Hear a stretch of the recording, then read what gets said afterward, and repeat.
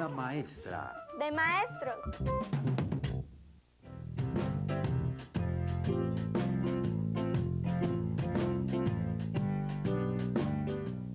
Héroe de clase.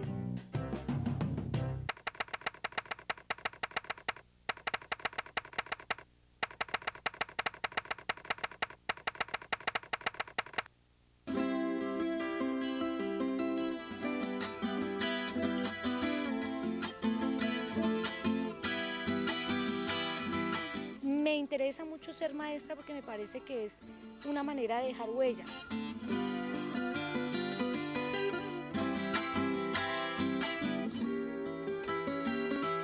Que una manera de transformar y contribuir a la transformación es siendo maestra, y por eso decidí ser maestra.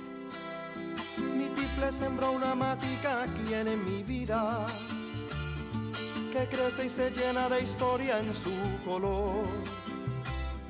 Mi tiple robó a la molienda su alegría, del misterioso alambique su sabor. Mi nombre es Mariluz Prieto, soy licenciada en Ciencias Sociales del Colegio El Destino, en el cual estamos desarrollando un proyecto de innovación pedagógica que pretende reconstruir la historia desde la historia oral de los chicos. El objetivo de nosotros es hacer que la historia para ellos se convierta en algo cercano, que no sea, como siempre se ha venido trabajando en las ciencias sociales, una historia de protagonistas alejados de la vida de los niños, sino que sean los mismos niños quienes se visualicen como actores históricos. La historia se vuelva de carne y hueso.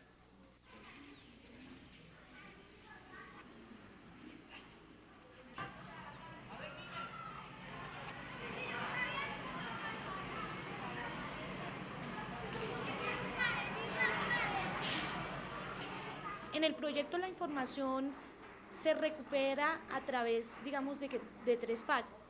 La primera parte es una aproximación que tienen los muchachos a fuente secundaria que se está realizando actualmente a través de los productos de multimedia que tenemos. Entonces ellos acceden al computador y en esos computadores ellos encuentran la información histórica que ha sido creada tanto por ellos como por el equipo de investigación que trabajó con el IDEP. La segunda etapa es escoger los personajes a los que se les va a aplicar entrevista. Generalmente son sus abuelos, sus tíos o personas que viven muy cerca de ellos y que de una u otra manera han tenido contacto con ese tipo de eventos que ellos ya han revisado. La última etapa del proyecto consiste en convertir esa información que se ha traído en documento histórico. Y el último que sería el surgimiento de los grupos armados. E influencia de los grupos armados, ¿cierto? Recuerden el documento que ustedes leyeron. ¿Qué haciendas había acá en la región del Sumapaz? La hacienda de Sumapaz, y el Estirpe. En cuanto al proceso metodológico que nosotros implementamos acá dentro del área de ciencias sociales, es intentar que quienes construyen la historia sean los muchachos. O sea, que el profesor no es un transmisor de conocimiento ni es el único activo dentro de ese proceso, sino que el centro del proceso es el muchacho y es el que se siente que trae la información. Cuando ellos realizan las entrevistas y vienen a contar, porque ellos cuentan en debates lo que hicieron y lo que encontraron, la información que encontraron, ellos se sienten creadores de su propia clase. La clase no la hace Mariluz, la hacen los chicos. Sí, que ya nos pueden hacer a investigar, o sea, a investigarse uno mismo sobre su historia, uno mismo aquí en la región. Nosotros investigamos muchísimas cosas que no se sabían. Por ejemplo, no se sabía que acá en la región había habido una cárcel donde se recluían a los presos políticos, a los liberales de esa época. Los encarcelaban en una prisión, más o menos era como un hueco que está ubicado arriba al lado de la laguna de los Tumbos. Nosotros venimos desde grado séptimo con ella y venimos estudiando la historia de las veredas, cómo construyeron la represa, cómo hacían primero antes las casas, cómo vivían, cómo se vestían, qué comían, lo que trabajaban. Por ejemplo, preguntarle a mis abuelos, a la gente que más o menos conozco y sé que es de la región. Eso voy recogiendo como unos datos y así se la va explicando a los demás. Hemos aprendido harto, más por lo que uno conoce sus antepasados y entonces. Pues lo más interesante que esto fue cuando la construcción del tren, quién lo manejaba y todo eso que nos lo contó un señor de Pasquilla. Sobre todo nos entusiasmamos bastante por el hecho de que, o sea, de que era investigar nuestras raíces, nuestra gente, nuestra familia.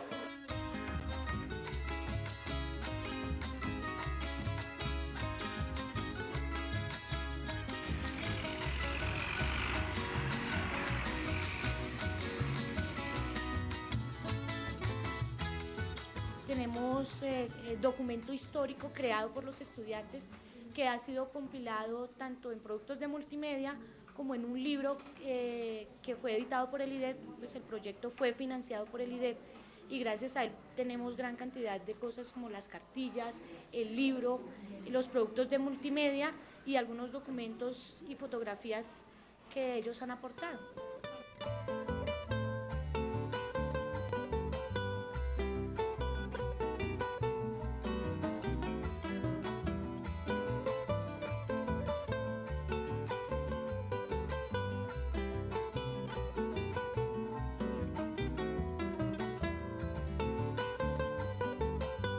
Yo les comentaba, los niños de acá son diferentes a otros chicos con los que uno trabaja en Bogotá, porque el campo y el mundo campesino hacen a la gente mucho más rica en valores, mucho más trabajadora, mucho más asequible. Son personas muy humanas, en las que uno todavía encuentra la transparencia, yo les decía, de un niño. Son muchachos que aquí tienen, por ejemplo, trabajamos con muchachos de hasta 20 años. Y usted habla con ellos y son todavía niños, no tienen la malicia y la contaminación que genera a veces la ciudad. Los espacios de esparcimiento de ellos, por ejemplo, es ir a pescar, o salir a encontrarse con sus compañeros y caminar, o ir a la represa, a la regadera, o subir a jugar encima de los árboles, que no son los mismos espacios que tienen los chicos en Bogotá. De pronto es también el mundo en el que ellos viven que los ha transformado así. Igual ellos tienen una mentalidad de trabajo, ¿sí? Ellos vienen acá a trabajar y muchos de ellos, yo creo que el 90% aman su tierra y tienen un sentido de pertenencia muy fuerte, ¿sí? Que hace que uno termine creyendo el destino. O sea, todo el que venga aquí al destino se va enamorado de acá.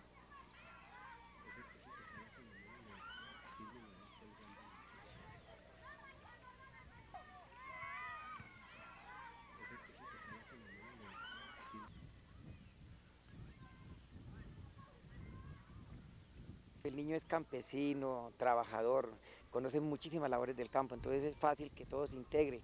Aquí se maneja la parte agropecuaria, lo que es cultivo de la papa, de la alberja, todas las clases de hortalizas, plantas medicinales, algunas plantas ornamentales. De animales, pues, como pueden ver, tenemos conejitos, unos cerdos, ovejas, hemos tenido también ganado, truchas. La única limitación que tenemos grande en el colegio para que no haya, que el colegio sea autosuficiente es el lote. Esta parte que ven acá es arrendada.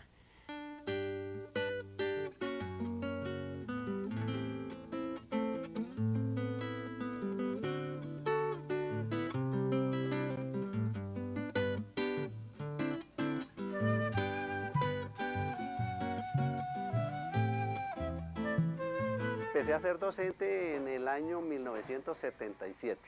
Toda mi vida docente me he desempeñado en el área de producción pecuaria.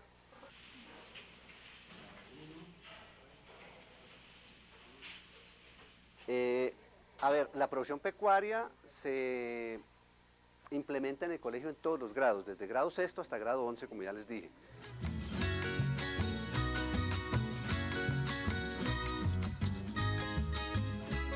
En el grado sexto se les enseña a los estudiantes todo lo relacionado con la avicultura, aves domésticas, gallinas, pollos, patos, siempre tendiente a mirar la parte comercial. En grado octavo analizamos todo lo relacionado con la ovinocultura y la caprinocultura. o sea, explotación técnica de ovejas y cabras. También tendiente a industrializar la carne y la leche. Y en grado 11 entonces ya nos dedicamos a analizar todo lo que tiene que ver con la parte de alimentación de bovinos, fabricación de bloques multinutricionales, sales mineralizadas, anatomía, le damos muy duro a la anatomía bovina, analizamos la parte de cirugía, vemos cirugías menores, como son castraciones, descoles de animales. A ver, mire, hoy vamos a preparar entonces queso doble crema. Aquí en el tablero está todo el flujograma de los pasos que vamos a seguir hoy.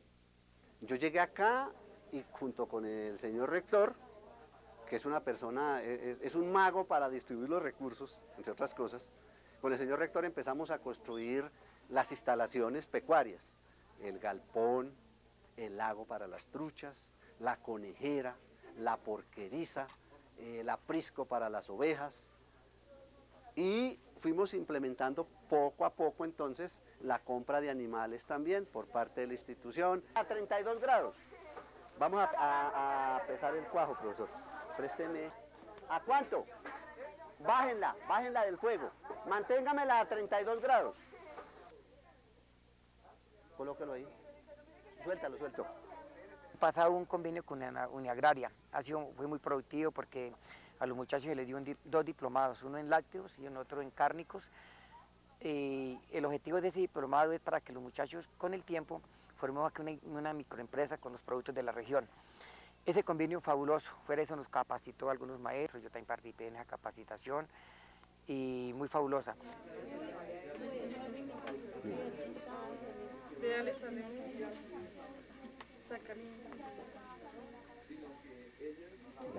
Una vez hayan cortado toda la cuajada, por favor la ponen nuevamente a fuego y subimos a 45 grados con agitación, pero lenta. Y por el hecho de ser ellos netamente campesinos, ven con muy buenos ojos todas estas cosas que se les enseñan para tener en el futuro un mejor modo de vida.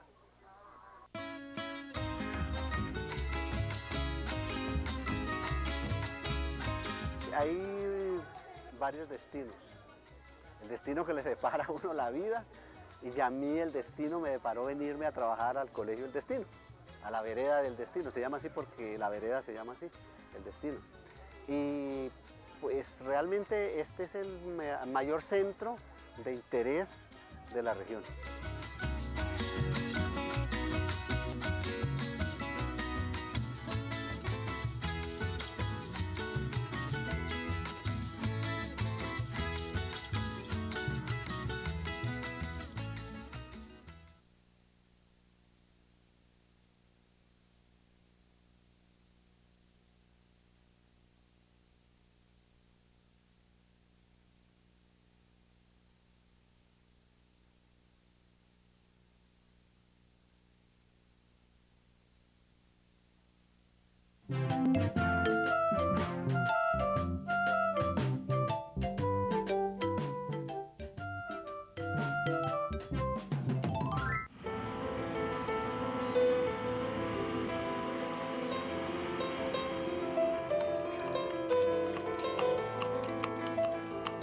De particular este colegio se enmarca más por los valores que contiene la zona. Por ejemplo, pues nos caracteriza, digamos, que yo a este colegio puedo traer ruana y nadie va a decir esta boyaca, qué sé yo. En cambio en Bogotá, pues obviamente ya no vamos a poder llevar la ruana porque de todas formas ya nos van a ver que el campeche, que no. Y en este colegio se caracteriza por eso, porque nos aceptan tal y como somos, no por lo que tenemos, sino por lo que somos. El colegio también se caracteriza porque todavía tenemos los valores y la cultura que hay aquí en esta zona, y pues no nos hemos dejado llevar todavía por lo que dice Bogotá, sino por lo que todavía somos como zona. Estoy en el colegio rural porque me interesa mucho el campo y aprender sobre los animales. A mí me gusta más el trabajar sobre las enfermedades de los animales y sobre todo lo que son los cultivos. Caterine es mi mejor amiga. Ella se caracteriza por ser alegre, por tener un carisma y ser muy buena amiga. Siempre, no, en ella no existe la hipocresía. Yo vivo en Olarte. Para venir a estudiar me recoge una ruta. Se demora más o menos 15 minutos llegando de Olarte acá. En mi casa hay hartos animales, entonces en los cursos, digamos en séptimo vemos conejos, en sexto vemos gallinas, entonces eso lo aplicamos en la casa, digamos en mi casa hay gallinas y pues ahí las, pues hacerles el galpón, todo eso.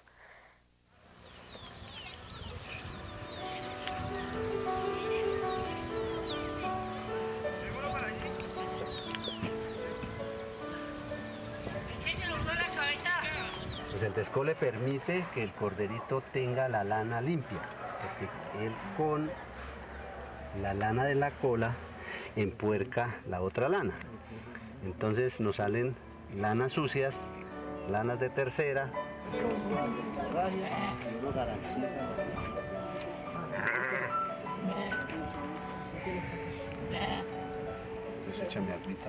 Este cultivo, las pepitas amarillitas son de nao. Eso la gente lo recoge para venderlo en Bogotá y para que la gente lo compre y darle a los pajaritos, a los uros.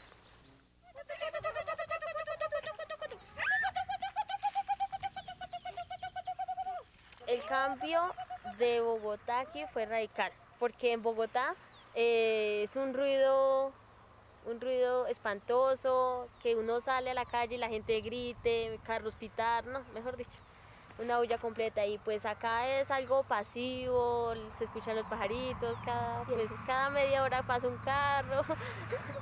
Al principio, cuando llegamos acá, no me gustaba nada, nada me gustaba. Llegamos a la escuela y como uno porque uno está acostumbrado al ruido y llega a un sitio donde es muy tranquilo y no, a nosotros no, o sea, no nos gustó. Y pues después empezamos pues ahí, a poco adaptarnos.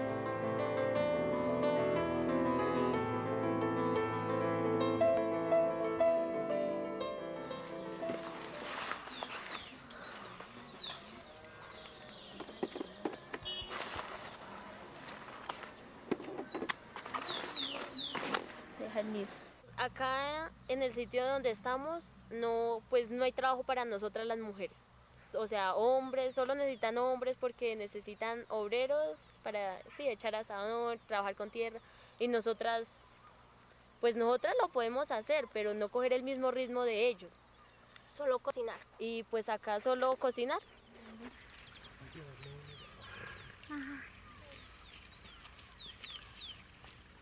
Ya en el colegio nos enseñaron lo de Unidad Agraria, entonces ahí nos enseñaron queso, arequipe, pollo relleno, salchichón, todo eso.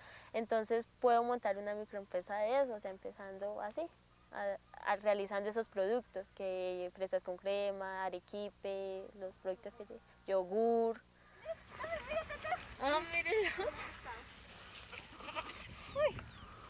Ahorita me toca presentarme en una universidad y tengo que pensar es allá.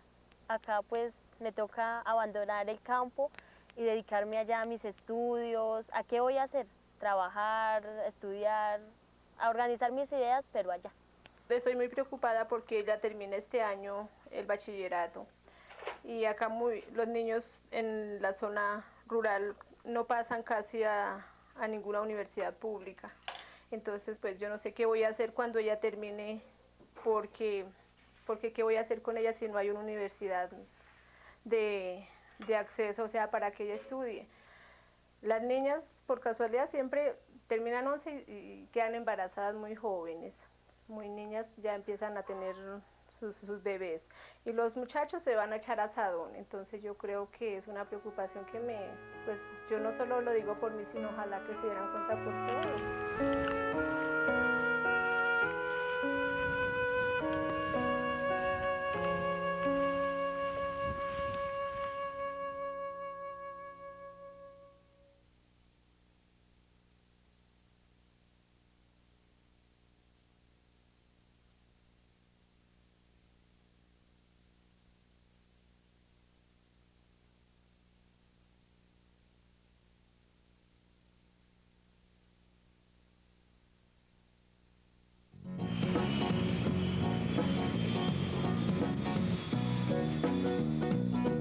Historias del Coli.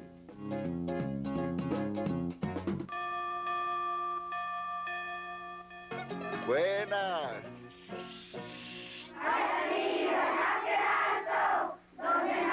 En la quebrada había un monte muy bonito y el agua nunca faltaba. Mi nombre es Carlos Armando Uribe Fandiño, soy ingeniero agrónomo y en este momento represento al profesor Yarumo. Pero un hombre irresponsable tumbó el monte y lo quemó. Ya no hay pájaros ni leña, la cañada se secó. La gente al ver... Es una persona que trabaja en la Federación Nacional de Cafeteros y que instruye, que comparte, que enseña, que aprende de las comunidades rurales y especialmente de las zonas cafeteras y por supuesto de los caficultores colombianos.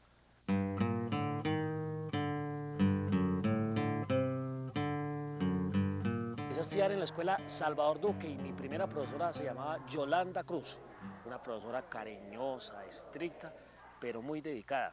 Bueno, en secundaria ya me tocó sacar el bachillerato en la Pía y estudié el bachillerato allí y recuerdo con mucho agrado esta época de bachillerato porque fue donde me formé deportivamente, intelectualmente, aprendí a leer, tuve mis primeras inquietudes para escribir, era el líder del colegio, echaba los discursos en cada grupo, en cada izada de bandera, era una persona que sabía combinar muy bien, como siempre lo fui inclusive en la universidad, era un poco inquieto, pero muy buen estudiante. Y recuerdo particularmente también a profesores que me marcaron toda la vida por su amistad, profesores porque se brindaron, profesores porque además daban las materias que han tenido compatibilidad con mi vida profesional, por ejemplo el español. Entonces yo recuerdo perfectamente a un profesor que me enseñó a leer, que me enseñó ortografía, que me enseñó a ser como más libre, más crítico, más constructivo, que se llama Mario Martínez, un profesor muy inquieto, medio loco, así le decíamos nosotros, pero una persona muy cuerda en la formación de los estudiantes.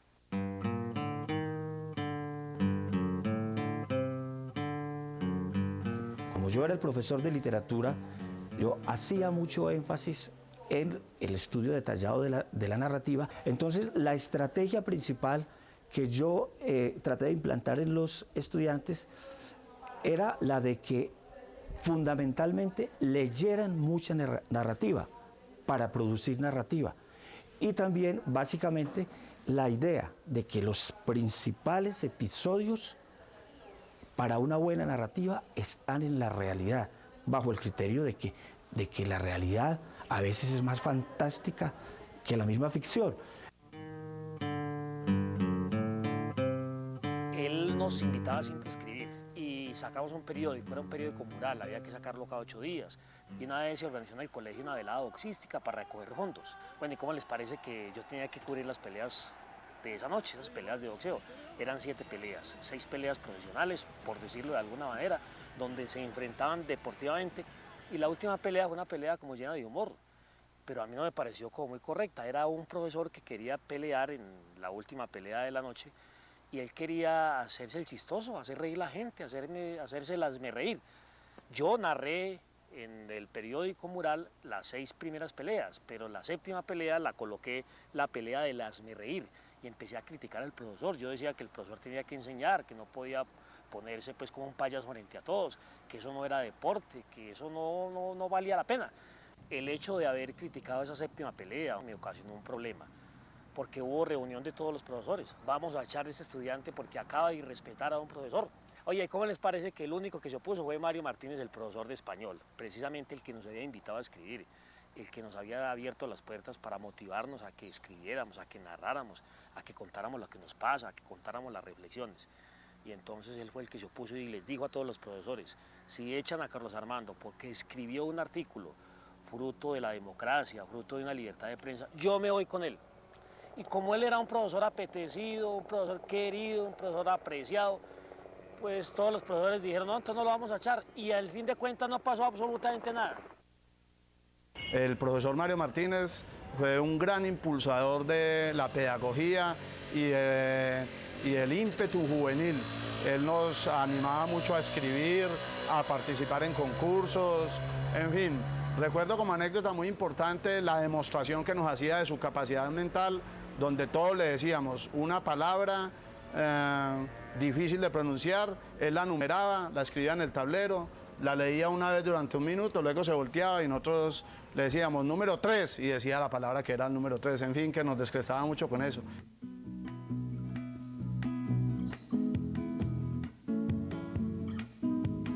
Después ya estando en la Federación Nacional de Cafeteros, apegado a todos estos medios de comunicación, combinando mi parte agronómica con la parte de comunicación, Héctor Alarcón, el primer profesor Yarumo, se retiró y yo tenía algún enfoque, ya me había admirado, tal vez tenía algunas cualidades, entonces desde la Federación Nacional de Cafeteros me dijeron, ¿usted por qué no hace el programa? Y yo he aprendido algo y lo aprendí mucho de mis profesores. Uno cuando es un comunicador, un profesor, un pedagogo, que yo no soy pedagogo de profesión, pero la experiencia le va enseñando a uno. Hay varias combinaciones, no solamente la parte académica y profunda de las temáticas propias de lo que uno enseña, es también ese lenguaje no verbal, es las manos, el tono de la voz, subirlo cuando hay que subirlo, es el sentido del humor, es cómo se dicen las cosas, es utilizar ejemplos, de tal manera que ese lenguaje no verbal es también un componente muy importante de la pedagogía.